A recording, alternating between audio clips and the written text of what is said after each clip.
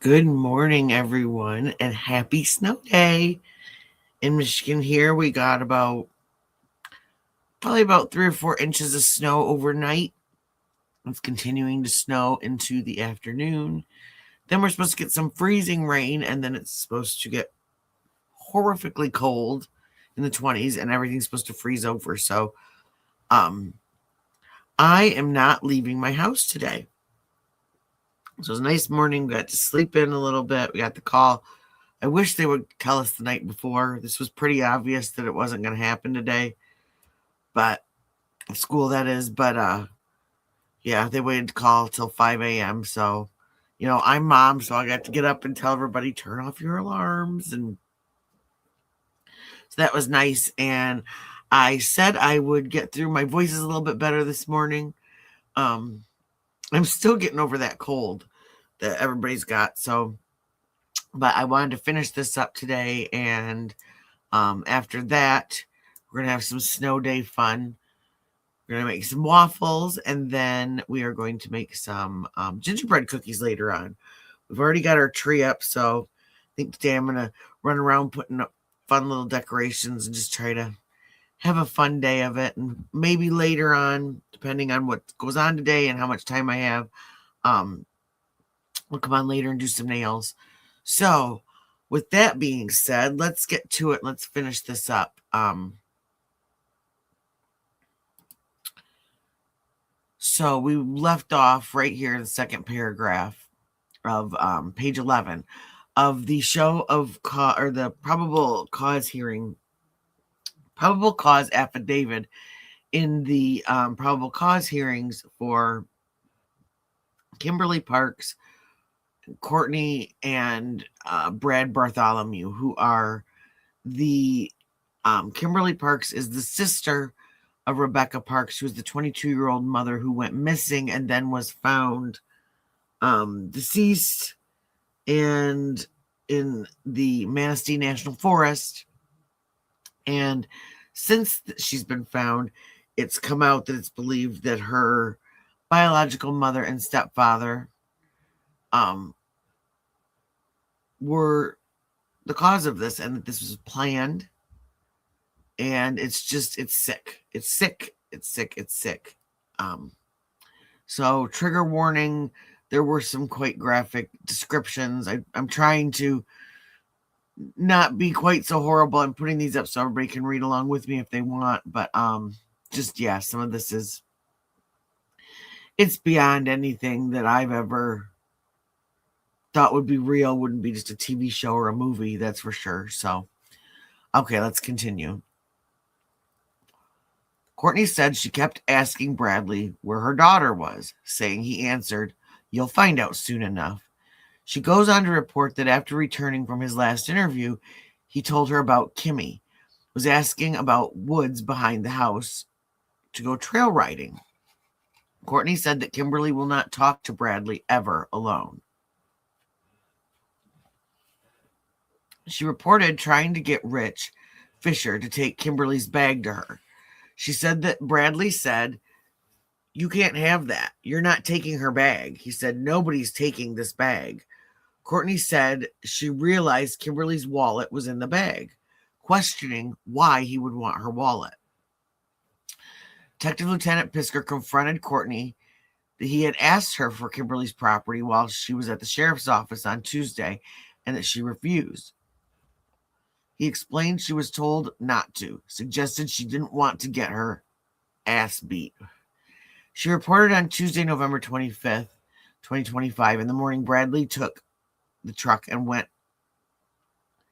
was gone for about 20 minutes. She said when Bradley came back, she asked him if he had hurt her daughter, and he told her, "No, I didn't hurt her."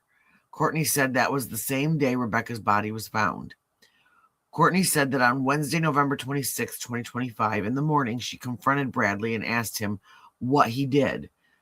She reported he told her, "I'm going to tell you once, and I'm going to tell you, and you're going to effing drop it, and you're going to shut the F up." He's like, "I'm the reason your daughter's not here. Your life's upside down right now." When she asked him why, she said Bradley said, "Rich effed with the wrong motherfucker." She agrees this is all still a revenge plot. Courtney said that when she asked him what he did to her daughter, Bradley said, "I slit her effing throat. She deserved it." She goes on, bitch deserved it. She goes on to say that he said Rich deserved it too. It just happened to be that your daughters that's going to pay for it. Courtney said when she asked about her grandson, she said Bradley said, "Oh, I stuck him in a cooler, stuck him in a trash bag, and threw him in the trash." These people are just disgusting. Even whether that's true or not, to do it is disgusting, and to even be able to come up with a story like that, if it's not true, is even more sick and depraved. Detective Lieutenant Pisker asked Courtney that if Bradley is paying Rich back, why cut the baby out? And she said because if he would have left the baby in there and had somebody found her before, he would have survived. He would have thought. Courtney was asked why not just cut the baby out and kill it, and why take it? And she said that he told her the baby wasn't breathing when he pulled him out. Again, she was asked, why'd he take it? Now she answers, it was because he didn't want Rich to see we were together. She admitted she didn't know what that meant.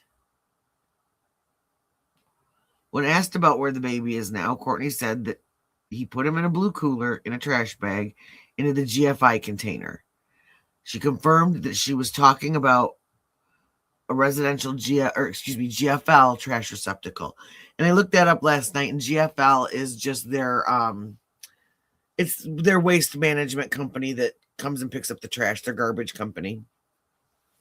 So I was a little confused about that last night. Courtney said she was never at the location where the body was found because he wouldn't let her. She doesn't know how many times he went to that location. When asked if she was killed at the location she was found or at the end of her driveway, she answered that she doesn't know, but said it wasn't in her driveway because he pulled away quickly with her.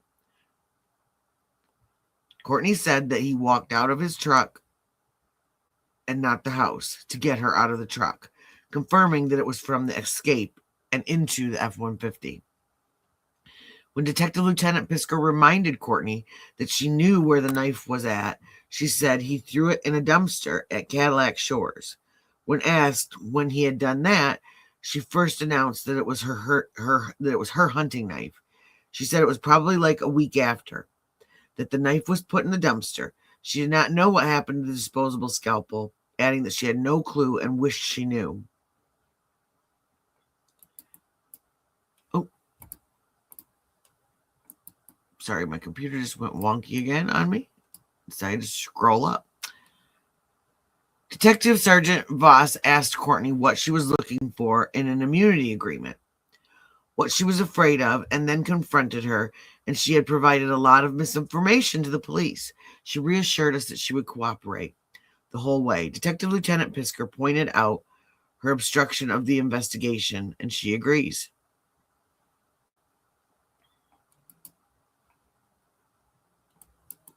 Page 12 of 18. When asked about the seat covers, Courtney said Bradley burned them. She also said Bradley went out and cleaned the truck, specifically mentioning the dash. She described that the clothes were burned and the bucket was taken back into the house. Courtney didn't think the floor in the truck was cleaned. Courtney was asked about the Kimmy stuff, and she suggested that Kimmy doesn't know anything and she was just trying to feel important. Detective Sergeant Voss confronted Courtney that she was the person who told us recently that Kimberly was in the black car. She reported that Bradley came up with the story about Kimberly.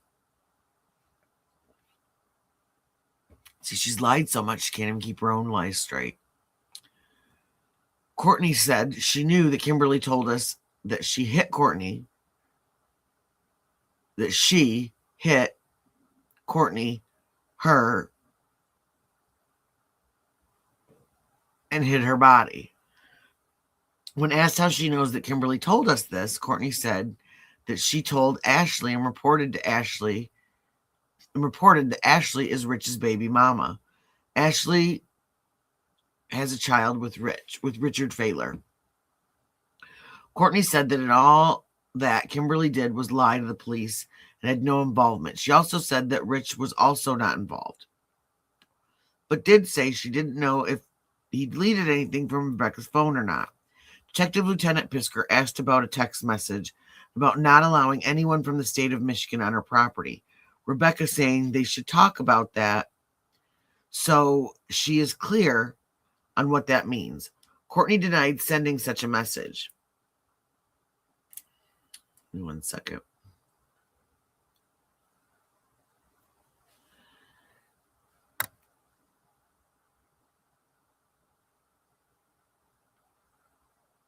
Detective Voss asked when she first learned what had actually happened, and she said it was after her body was found.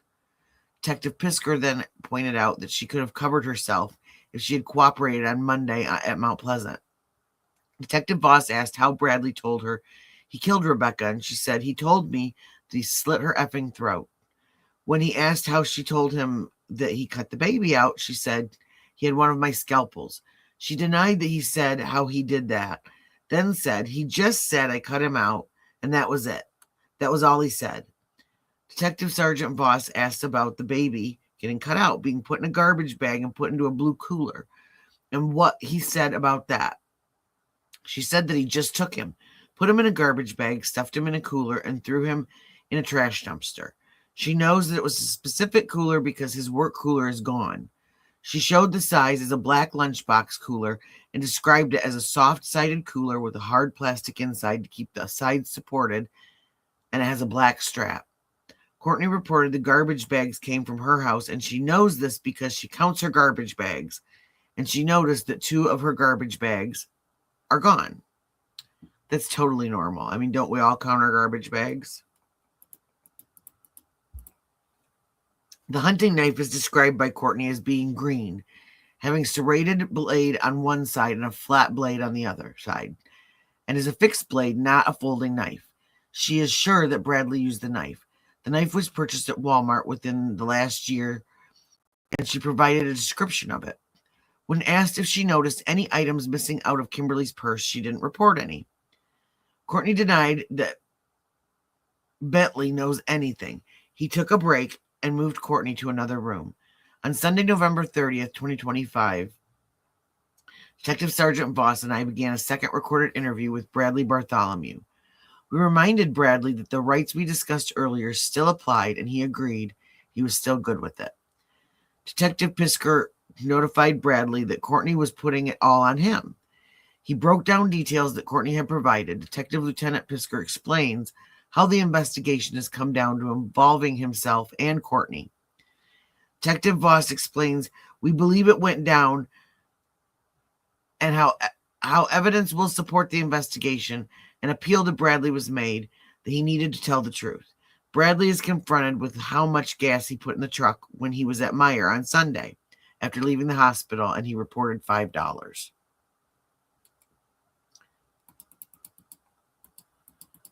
Okay, page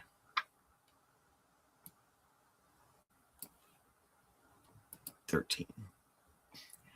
When asked about information, hey, Easy, I totally was just both boys, one's playing video games, the other one's watching Spider-Man, and so I just chugged it to the basement and hurried up, and this is getting just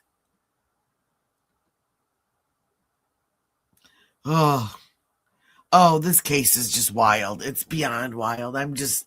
It's sick. These people are, I mean, girl, we're from Flint and we have never heard of something like this going on.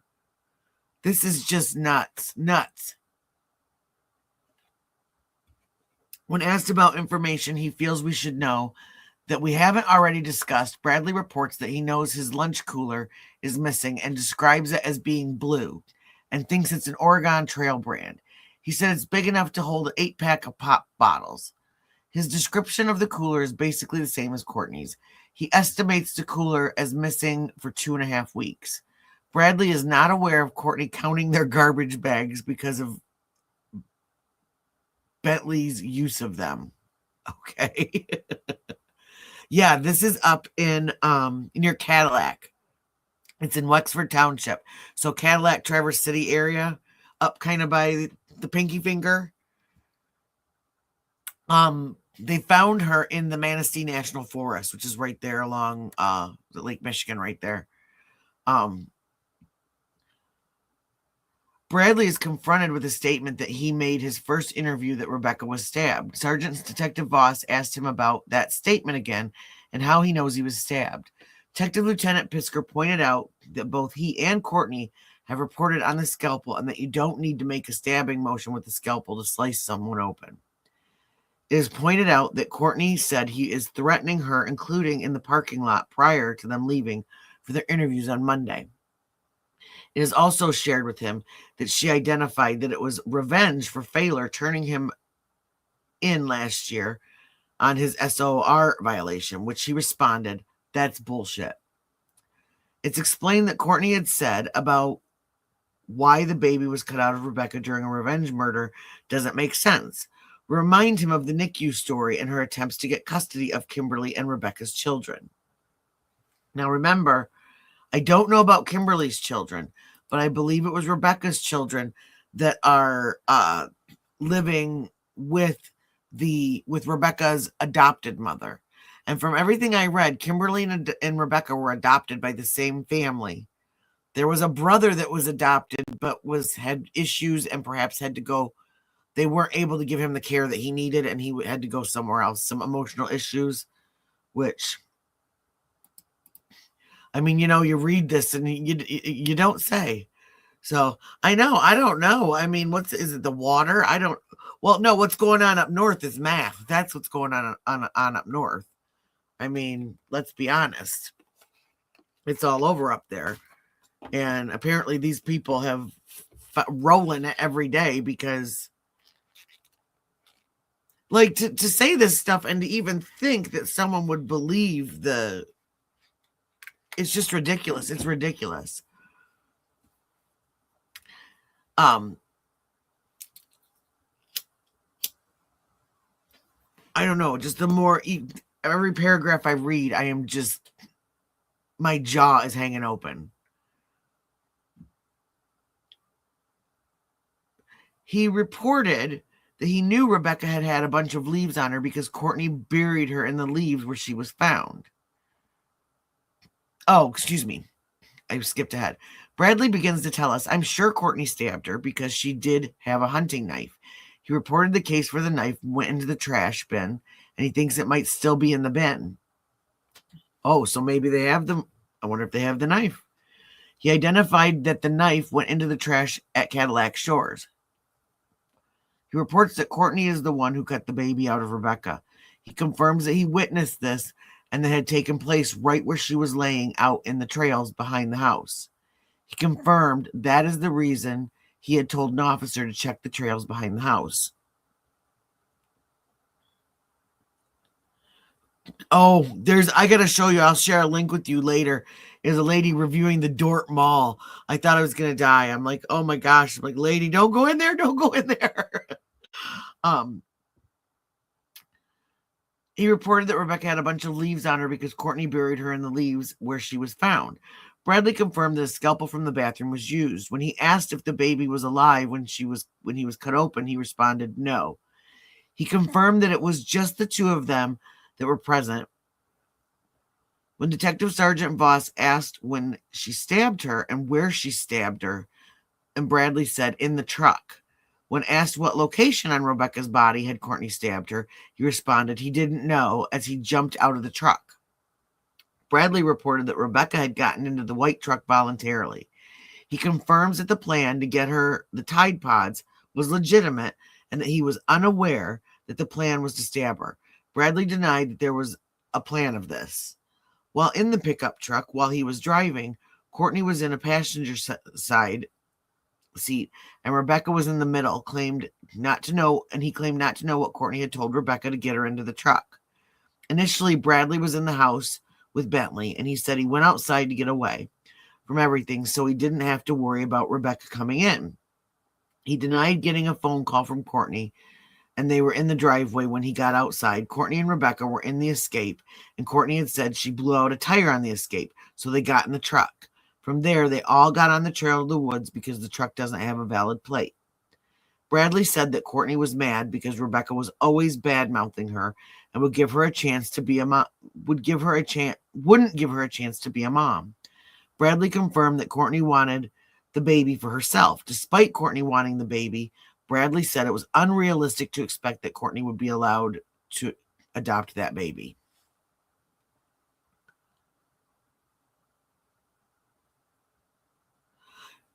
No, I can't. I don't know how. I'm learning. Oh, math. This is a total math situation. So it's just craziness. Okay, we are page 14. We're almost there. We've got 3 more pages. Oh, wait, I bet you I can't. Let's see. Does that make it bigger at all? Not really, huh? I will figure this out. Like I said, I'm doing this all. I need a Streamlab tutor, but I wish I had this when I used to teach online classes. This would have made things a lot easier. Bradley described that the actual stabbing began when Courtney just grabbed the knife and started stabbing at her. The knife had been down on Courtney's right. He said he stabbed her in the chest as far as she stabbed her in the chest as far as he knew. But he said he jumped out of the truck when Courtney started swinging, so he wasn't sure. And you know what I will do? I will post these on my community tab so that if you want to read them for yourself, you're totally welcome to if you missed anything. So, oh, thanks, Easy. Girl, I love you. See, Bradley knew they were on trails and said he could take officers to the scene. Detective Sergeant Voss asked at what point did they realize that Rebecca is dead? And he identified that it was after Courtney cut the baby out of her. He said that Courtney tried CPR on the baby. Bradley said that Rebecca was not in the truck when Courtney cut the baby out of her. He said that Courtney tricked her to get her out of the truck and made her start walking after she already had been stabbed. Rebecca walked behind the truck but is unable to run due to her pregnancy. When Detective Sergeant Voss asked what Courtney did to kill Rebecca, he explained that Courtney had Rebecca lay down as she was still alive and cut the baby out of her. Oh my God. Bradley said that he was beside the trail telling Courtney that she doesn't need to do that. That's not right. They do not have the bag or the cooler that the baby is eventually put in at this time. Now the baby is cut out. Bradley said that they just left Rebecca there. He identified that he couldn't tell if she was dead or not. Courtney decided that they shouldn't head to the house, and Courtney is holding the baby on her lap as Bradley drives. Bradley said the baby never took a breath, and he never heard the baby cry. It took about 5 minutes to get back to the house. Bradley stated that Courtney took the baby into the house and into her bedroom where she is trying to perform CPR on the baby, which is in a towel on the bed. He also said he tried to perform CPR by doing the chest compressions and breathing into his mouth. He said this went on for about 15 minutes after they arrived home. Oh, aren't they sweet? Well, one of the things is the more interactions that I get on my videos, the more thumbs up, subscriptions, all of that goes into the algorithm to help push your videos out into people's like For You pages and recommended pages, things like that. And so it's all kind of this little recipe. So every time someone watches a video, if they click the thumbs up or if they hit subscribe, if they talk to me in the chat, it helps. It makes YouTube say, hey, somebody wants to watch this. Let's see who else wants to watch it. So at least that's what I believe. It could be different. It seems like it changes every day. So Bradley reported that Courtney went into the kitchen, got a garbage bag, and placed the baby in a garbage bag and went outside with the baby. He identified that the cooler was in the bed of the white truck and saw the baby go into the cooler. He explained that the baby went into the cooler because the cooler can be zipped up and it had the baby in it and dispose of the cooler and not be seen. Bradley said the same night he was with Courtney, who is now driving the truck, and they went and disposed of the knife first, and they put the baby in a GFL tote at a house north of their residence where there had been some logging done recently. Bradley denied burning the seat covers from the truck and said Courtney burned them. He did say he cleaned the inside of the truck using a gray bucket and some bleach water. He denied cleaning the floor and believes there will be blood on the floor of the truck. Bradley denied placing the phone on the 2-track, but again said he found the phone on the 2-track. He did agree that he had the 550 phone on his person on Monday, November 3rd, 2025. Detective Sergeant Voss confronts Bradley that if Courtney told him to do this, we want him to tell us now. He denies that he stabbed Rebecca. When Detective Pisker asked Bradley about the card found with Rebecca, he said he didn't know anything about it and couldn't recall what it was, but he knew it was on social media. He did not see a card when he left the area. He also did not see another weapon or tools when he was at the scene, or anything else. Bradley doesn't know if anyone has been to the scene where Rebecca's body was since she was killed. He denied that he has been back to the scene. When Bradley was asked about Rebecca not having shoes on, he appeared surprised by that. Bradley gave a description of where Rebecca's body was in relation to the trail and where things occurred. He denied that Courtney had asked him to position the truck so the truck lights would assist. He said the light shining around the side of the front of the truck was enough illumination for Courtney to cut the baby out. When he left, the body was still on the same hill.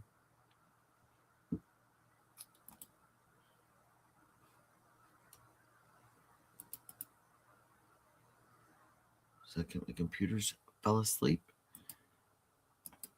I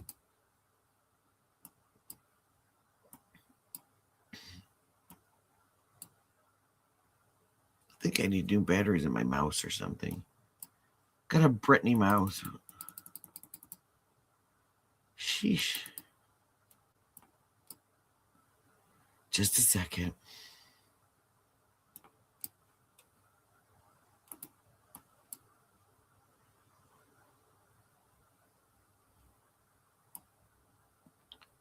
Okay, here we go.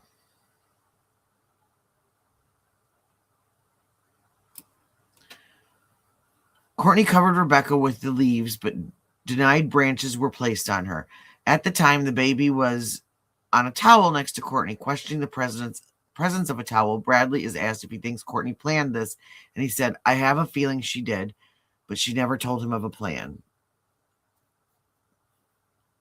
You know, it is a beautiful city. It really is. But I have quite a few friends that went up there, and they went to college at Ferris. They ended up living up there, and a lot of them ended up having some substance abuse problems. So I don't know if it's, it's in this area, it looks to be like it's kind of impoverished, and in lower income areas, a lot of times that happens. And yeah, my butter mouse. Bradley did not see Courtney place a towel or the hunting knife in the truck. Using a Wexford County map, Bradley showed the route of travel he took approximately where they were. He agreed that when they got home, Courtney changed into a nightgown. Previously, he had said that they had gone out and disposed of the baby and the knife that night. Now, when asking about this, Bradley said that the baby stayed in the cooler that night on the back porch. He now reported it was Wednesday, November 5th, 2025, when the items were placed in dumpsters, specifically because Thursday is garbage day. He said that it was Courtney who placed the cooler with the baby in it in the garbage tote, and they were in the escape when they discarded the knife and the baby. Bradley said that one of the things that he believes Courtney said after she couldn't revive the baby was, "This bitch killed my baby." Oh, this woman. Ugh. Bradley reported that he watched Courtney the night. The knife was placed in the glove box of the Ford Escape, and he believes that there was likely be blood located in the glove box. On Sunday, November 30th, 2025, Detective Sergeant Boss and I began a second recorded interview with Courtney Bartholomew. As she enters the interview room, Courtney reports she's ready to go home. Oh, yeah. Good luck, sister. When it's pointed out that she is saying it's all Bradley, when asked what she thinks Bradley has been saying, she reported he's probably saying it's both of them. And we confirmed her statement and say that we know they are both present. Courtney denies that she wanted the baby for herself. She admitted that Bradley brought the baby to the house and told her that the baby was not breathing. Courtney said she told him to call 911, but Bradley said they weren't doing that. She denied getting involved and said it was because she has Bentley and can't put herself in a position like that. Courtney reported that the day the drones were flying around, the baby was in the metal shed out in the back. Courtney said that she knew that Bradley was going to try to pin this on her because he had told her, "Bitch, I'll take you down with me." Courtney told us that Bentley can prove that she was home on the 3rd. Courtney is confronted with her explanation that Rebecca willingly got into the truck with Bradley to go for a ride, that he murdered her and cut the fetus out. When confronted with cellular telephone data and location records, Courtney announces that Bradley had taken her phone so she couldn't call the police. Courtney is confronted with her version of the events being difficult to believe. Eventually, Courtney said she is going to tell us what happened. Brad took her, brought the baby back. I tried. I didn't. I couldn't. I tried. I tried to save my grandson, and she began to cry. Detective Sergeant Boss asked how Bradley took Rebecca. Courtney said he pulled her out of the car and she got in the truck. Oh my gosh. Okay, we're almost there. Courtney admits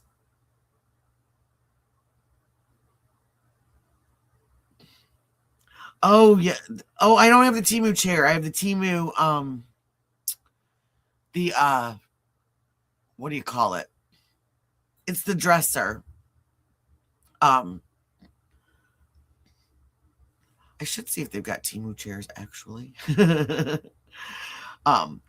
Courtney admits that she told Rebecca she was going to come with her. She places herself in the truck on the passenger side. Rebecca is in the middle and Bradley is driving.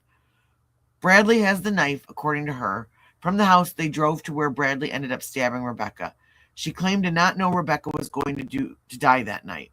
Courtney places Bradley across the road from their house, and as she is arriving with Rebecca. Courtney admits she knows something is going to go down because Bradley is on foot across the road waiting for them to arrive.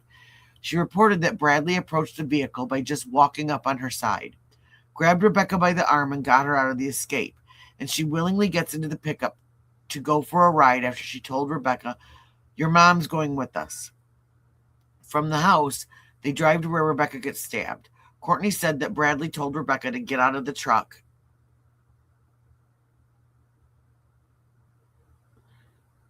Oh,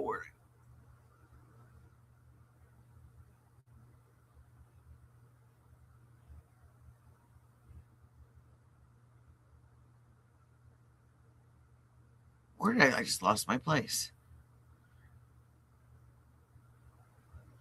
Courtney, blah, blah, blah, blah. Courtney admits she knows something is going to go down because Bradley is on foot across the road waiting for them to arrive. She reported that Bradley approached the vehicle by just walking up on her side, grabbed Rebecca by the arm, and got her out of the escape.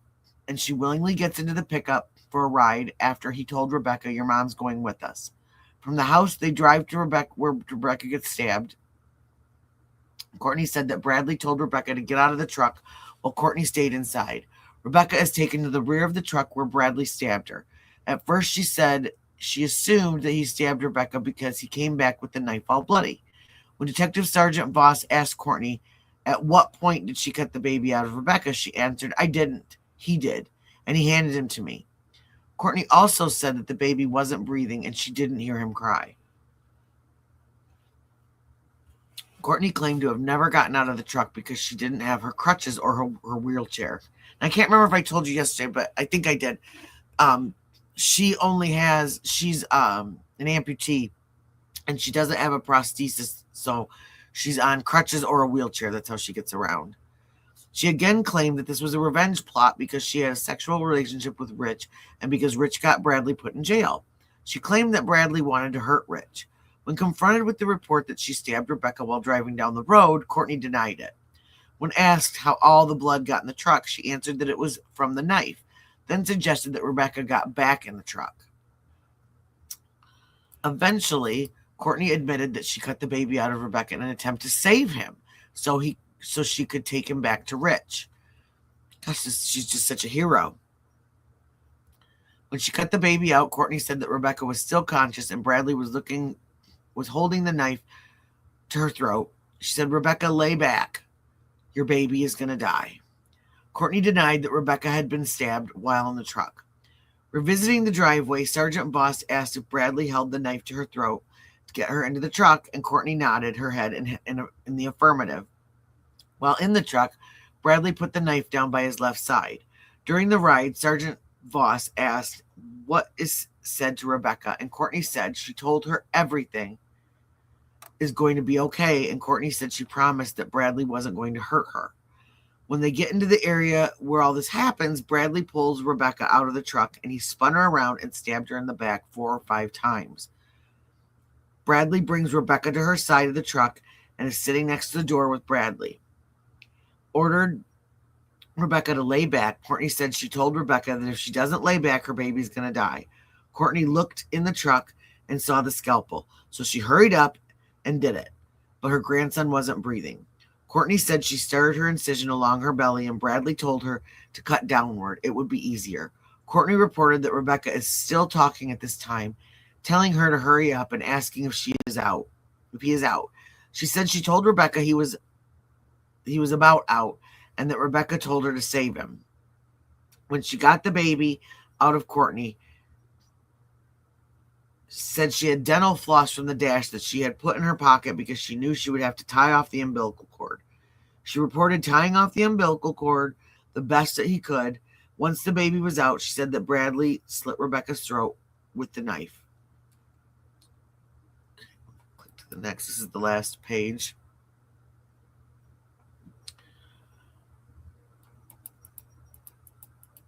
Oh, here we go. Tripping out again, my computer.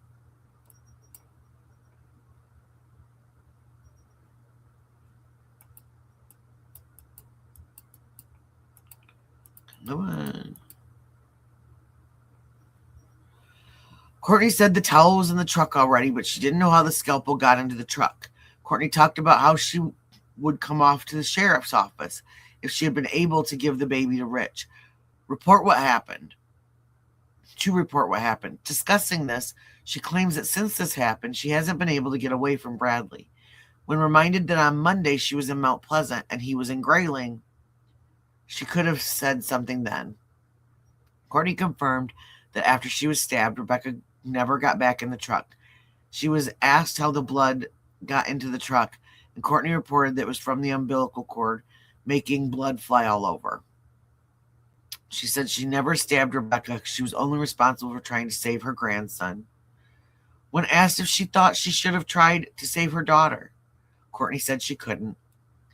When she asked how many times she talked to Bradley on the ride to her house from Rich's, she reported it was only once. She identified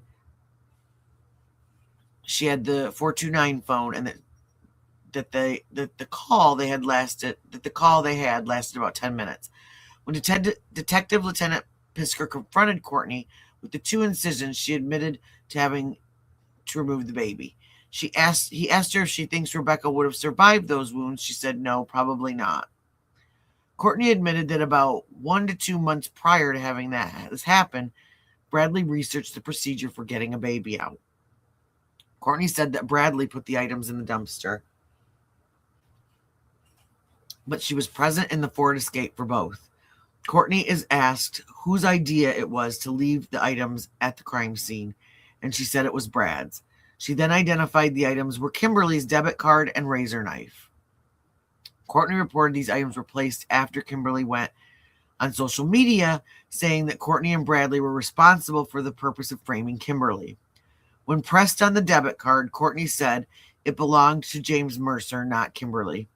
And the card came from Kimberly's backpack.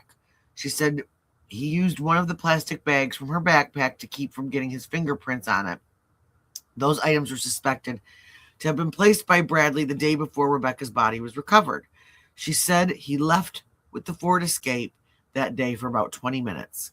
Detective Lieutenant Pisker asked Courtney to provide some information that isn't already known that can verify her statements, and she reported, Brad said it was his, in reference to Rebecca's baby. Now, when it's questioned that they don't like each other, Courtney said, yes, they do. So what, story number 75 now? I mean, how many stories has this woman told? Revisiting the conversation she had with Bradley a month prior about C-sections, she reported that he looked up on his phone, and when asked why they were having that discussion, Courtney answered, because that's what he said he was going to happen. She said he told her he was going to cut the baby out of Rebecca right in front of Rich. Courtney said she brushed it off.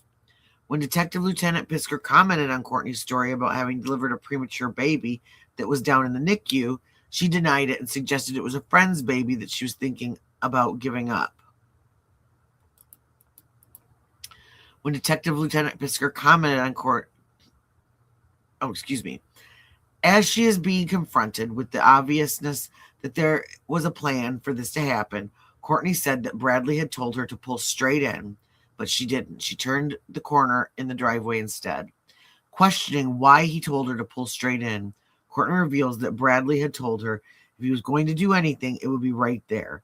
When he does grab Rebecca, Courtney tries to get him to stop, but she said that he had the knife to Rebecca's throat and ordered everyone to get in the white truck. While in the truck, Rebecca slid over to Courtney, asking what was going on, and said she reassured her that Bradley just wanted to talk. Courtney described that Rebecca was calm after just having a knife held to her throat to get her back in the truck. And the last page is just the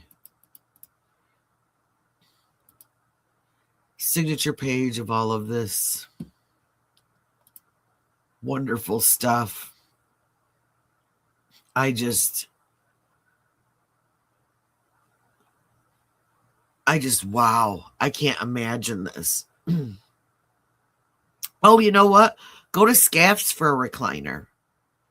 That SKAFF. They've got that whole entire big showroom, all different sizes, all different prices. But that is the probable cause affidavit. Now, they were in court on Monday, I believe it was, and they are being postponed, I believe, Tuesday. This next Tuesday is when Courtney Bartholomew will be back in court for her probable cause hearing. And Bradley will be January 30th, possibly. I'm not sure. I can't remember the exact dates. I just looked at them this morning, but I'm only through like half a cup of coffee. So I have my Harry Potter coffee today. Cauldron Cake Creamer. I'm telling you, it is awesome. It's that, I think it's that International Delights, but yikes. Yeah, if I can I turned on my notifications, so if I get notified in time and I am free, then yeah, I will definitely put it up. I'm not positive what time, but I can go in and look. Oh gosh, no. No, I'll be fine watching from home. I am not a boots on the ground kind of chick. It's not gonna happen. So. But these people are scary. I mean, it's just, I was talking with my fiance last night about this, and we were talking about the fact that she went and searched her mother out when she turned 18. And just, again, it's just so sad. It's too bad that she didn't listen to. It's just too bad she didn't listen to her adoptive mother, because she'd still be here. And I wonder when some of her issues started. And I just really wonder if it was around the time that she went into contact with her mother. I mean, if you can't trust your mother to protect you from the horrible things in the world, I don't know. I always thought, I don't think it's right either, whether it's a father or a mother harming their child. But I guess I just hold mothers to even more responsibility, because I feel like, how can you carry a baby and birth it? And even if you don't raise it, how could you not have some kind of connection to where whatever you would do? I mean, I when I was in high school, I had a very close friend who she had a baby at age 13. And because of certain circumstances, she had a lot of issues with drugs and alcohol. And when he was 3 years old, she made the hardest decision of her life, and she gave him up for adoption. And he ended up going on to have an amazing life. He was lucky. He was adopted by people that absolutely did everything they could for him. But to the day that my friend passed away, even though she no longer saw her son, if she knew that he needed help or needed her, she would go to the ends of the earth for him. And well, and that was it. My mom wasn't an angel. I mean, I got to be the way I am for a reason, right? But I mean, I just can't imagine. My mom and I have gotten in some fights, and we've said some cruddy things to each other and had done, but my gosh, again, even if we weren't speaking, and vice versa, we'd do anything we could for each other just to protect each other. And, there were, I guess there were protesters, though, outside of the mother's house, which, I mean, and I'm not saying anything, we've got some friends that were all about the protesting, and stuff, but like, I don't understand what protesting outside of the mother's house was doing, unless it was before she was arrested. But if she's in jail and now, that's something that it really does seem like law enforcement and the prosecution's office is really, really, that was one of the reasons why this was continued, from what I read, was because they really want to make sure that they have all of their I's dotted and their T's crossed, to make sure that they get exactly who is responsible for this in jail and punished. Michigan doesn't have the D penalty, but I believe all of their charges all have life sentences to them. So, you get enough charges. I mean, what was it? Darrell Brooks. He was the guy that drove through that Christmas parade in Waukesha. And I believe his final sentence, when they added everything up, because they gave him consecutive sentences instead of concurrent, it was like 385 years. Like, there is no possible way that man will ever be able to even, he'll be long gone before he ever would be qualified for parole even. And yeah, so hopefully, I don't know about the sister. I think there's going to be more that comes out about the sister. This sounds like a really weird family dynamic. I mean, you've got a mother dating this guy. Apparently, both the sisters dated this guy. All the men in this story are registered SOs. And you've got these little kids in the mix, too, that are being passed around. And thank goodness somebody stepped up and is caring for them. But I don't know. It's just sad. It's sad that any kids are going to have to now grow up without a mother, no matter what. It's sad that Rebecca couldn't trust her bio mom to keep her safe. And it's just sick. And I don't know. Is this Ruggs? Is this mental illness? Is it a combination of both? Is it just absolutely not having a soul and you were just born that way? I can't imagine doing that to anyone. Anyone, let alone one of my children, or letting anyone else. I mean, I guess I feel like if it were me, my partner, and my child in a truck, and something like that started popping off, I'd be just as injured, if not more, than my child, because I'd be doing everything I could. Oh, wow. See, that's sad. And I know, like I said, I have never done anything that was too harsh. I mean, I grew up out in the country. We partied. There wasn't a lot to do out here. We went into the city to party on the weekends, and I got introduced to stuff. I was around stuff that I didn't have any business being around, but never did I ever get to a point where it drove me to do things that went outside of my.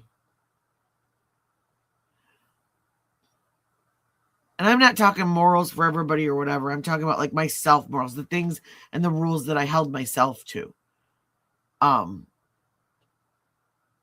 I never have been on anything or gotten addicted to anything that would make me commit such evil acts and then have the whereabouts to make up a million stories just to save my behind. And I knew at the minute I started reading this probable cause that they were going to start going back and forth. And I don't know. See, that was me too. Yeah, it was a weekend thing. And then Monday through Friday, I was going to school and going to work.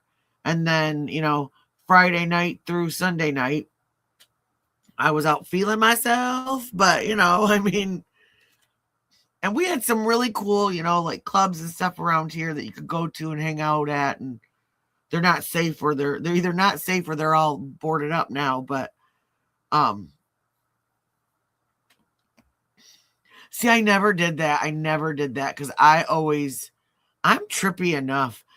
Nobody needed me hallucinating and running around the woods. I mean, so I never did anything like that. But I had friends that did. So, yeah, I'm just. And I mean, I don't know. What do you think? The cornfields. Oh, yes. The funny thing is that Children of the Corn movie, like we kind of identified with those kids. But I don't know. After reading all of this, after reading the TikTok stuff, after reading from the Facebook groups, I really and truly believe that this was the mother, that this was Courtney Bartholomew that did this, and that I think Brad helped her hide it, helped her did it, didn't see a thing wrong with helping her or whatever. Maybe he did, but he didn't have the awareness or morals to turn her in. But I think that she is the mastermind in this. It's going to be really interesting what comes out, because if that's what they have now, like we've seen with the Kohlberger stuff and with, well, gosh, just every big case, there is so much that they know that we don't find out, sometimes not even through trial. Casey Anthony, that was another one. After the trial, there was all this stuff that you found out when you're reading these documents that wasn't allowed. And that was the first big trial that I watched. And my oldest was just an infant. And I would have that trial on. I'd plug my computer into my TV, and I would have that trial on all day while I was running around, being a new mom and cleaning the house, doing dishes, all that stuff. And I believe it was the Orlando Sun that streamed it. And that was really the first time I'd ever seen a trial from beginning to end, and being able to see all the things that they didn't allow in. He's passed away now, but that medical examiner, he was German. Was it something Werner? He was on there. He was one of the witnesses, one of the expert witnesses. And part of his testimony that they were trying to be allowed in was that he did one of those scent analyses in the trunk of the car. And it did come up in these cans that he had, they had the scent pads in them, as there was decomposition, human decomposition in that trunk and of the car. And he also had the cans, and he wanted the jury to smell them. And Jose Baez just threw an absolute conniption fit, of course. And they ended up not allowing it in. And I thought they didn't allow any of it in. And I thought, my gosh, that right there. If you have your child who's deceased in the back of your car, whether or not you were the reason they were deceased, and you're driving around and you're dumping or you're doing whatever, you're still guilty of something pretty nasty and pretty egregious when it has to do with your child and being a mother, being a parent that's supposed to be the one that sticks up for them. I don't think I have Prime now. I canceled it.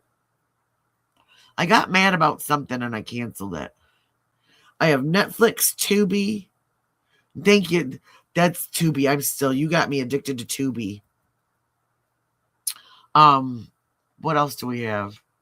We got a deal with, I think it was our cell phones, where we got Disney Plus, Hulu, and Netflix. And then, or no, not Netflix. I can't remember what the other one was. But then with my internet, I got a deal for Netflix, Peacock, and Apple TV. I've still got to set up my Apple TV though. There's a couple of things on there, a couple of movies that the boys want to watch. So, oops, sorry. Forgot to turn my ringer off. That is true. And that's something that, that's something else we were talking about last night, is there's all these problems going on in the world.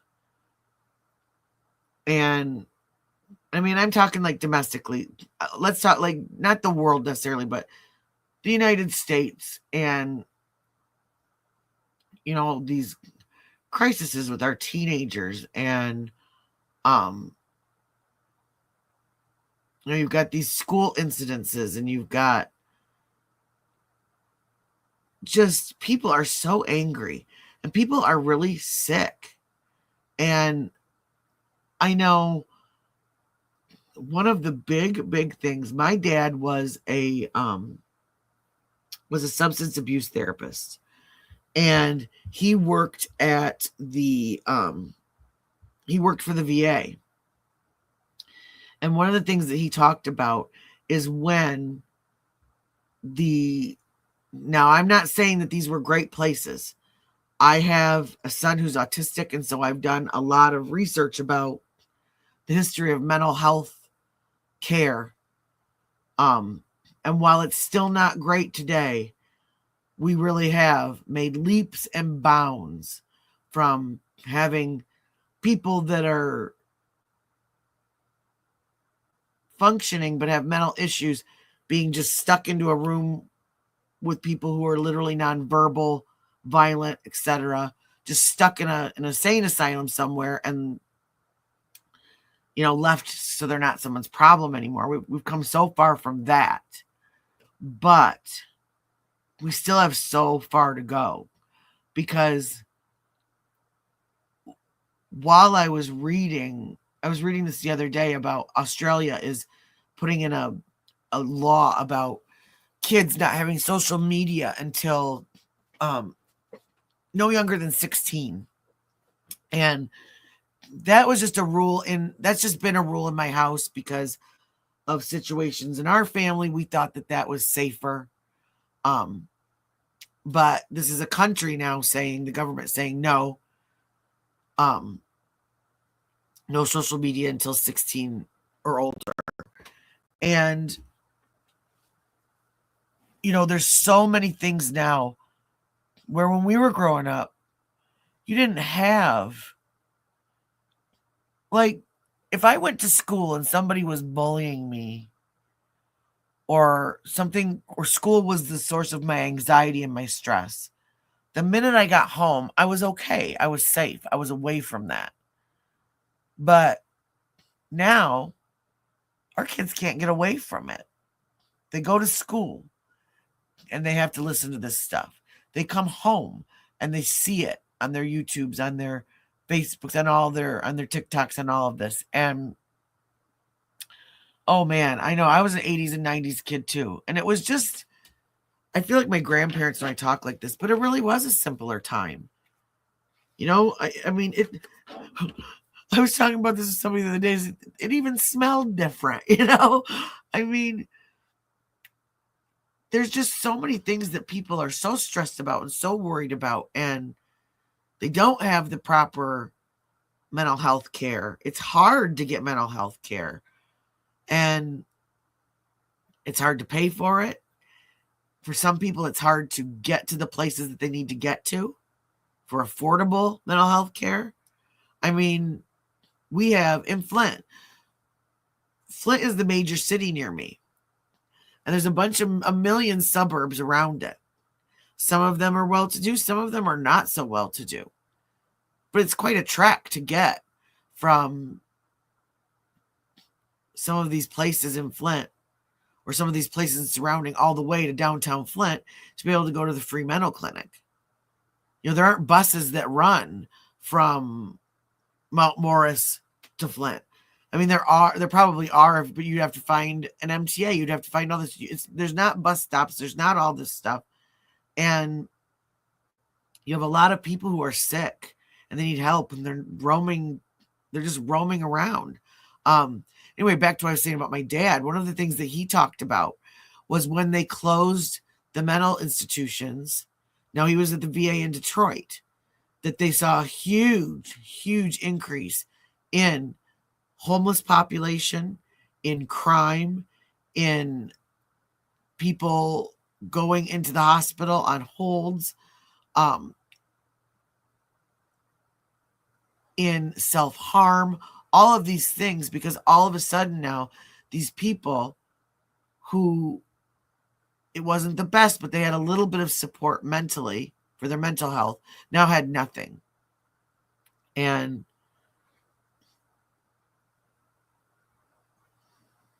yeah, no problem. I am going to go too, because I have got to make some waffles and, like I said, gingerbread cookies. So I hope everybody, thank you for having patience and making it through with me reading all of that. I really wanted to get into that because I have been really interested in this case, and it's just flabbergasted me. But I will later on put all those up on my community tab. for if anybody wants to read those. Yeah, I'm glad you caught me too. I miss you guys. So I've been so busy. I keep missing Marissa's lives. I caught one last night, so I don't get to talk with the girls and all that. So love you too, easy girl. I'll talk to you later. And as for the rest of you, if you are having a snow day, enjoy it, relax. Don't do anything you don't have to do. Oh, I will text you first. No worries. I definitely will. So, and yeah, like I said, I will try to come back later and do some nails. I think you all saw that I changed the nails that I did on my last nail video. I changed them like 3 days later because I have ADHD and I can't handle the same thing more than once. So yeah, but I've got some fun ideas and I'm going to try and add some more stuff to the website today. So again, that's clawsbycutsy.com. Free shipping, sales on my Christmas themed nails. I've got a couple other sets to put up there. Some self-care accessories. I got in some. They're the little silicone booties that you put on. You put lotion on, then you put the silicone booties on and go to sleep or sit in your chair or whatever. It helps soak in all that moisture. And this is the perfect time of year to do it. Just get our feet nice and perfect so that once summer comes, all we have to do is slip our sandals on. We won't have any cracking feet walking around. But also, like I said, some accessories that I'll be putting up, things like that. And other than that, I will keep looking for updates on this. Speaking of, really quick, I know some of you have followed this was from back last February, the Kelly Marie Bryant case. The last that I had heard on that was on September 24th. She had her show of cause hearing, and it was granted that she lose her parental rights. If you guys remember, she was the mother out of Pontiac that left her 3 children, ages, I believe it was 8, 9, and 11 at the time, abandoned them in a townhouse in Pontiac for what ended up to be almost 4.5 years with literally no contact, dropping bread off and having pizzas delivered to their house. So I think that we can all agree, or at least most of us, that that's probably in the best interest for everyone. And other than that, I haven't heard any more updates on that. We still have Starla Goings that is missing out of Munising, Michigan. Again, that's something else. I'm still looking for updates on that. Sketchy things. Her husband didn't report her missing. Her daughter that lives in Florida had to report her missing. Reports from neighbors that, like the day after, 2 days after she was reported missing, that the husband was seen throwing her things out at different locations. So they are still asking for, there was a search warrant done on his property about a month ago, and it was seen, sheriff's office was seen there digging. We've not heard anything else, what they found, if they found anything, if it was even related, who knows. But there was a search warrant issued, and they did some digging. So hopefully her family gets some answers soon. It's a horrible time of year. I know I'm going to be missing my mom this year, and it's just a horrible time of year to be missing family and people that you love. And I'm missing my mom, but at least I got answers why. And I can't imagine their worry and their pain. So prayers and good juju's out to anybody that's missing someone like that on this time of year. And like I said, it is waffle and gingerbread man time. And I will talk to you guys later. Have a great day. Stay safe if the roads are nasty by you. And I will talk to you later. Peace out.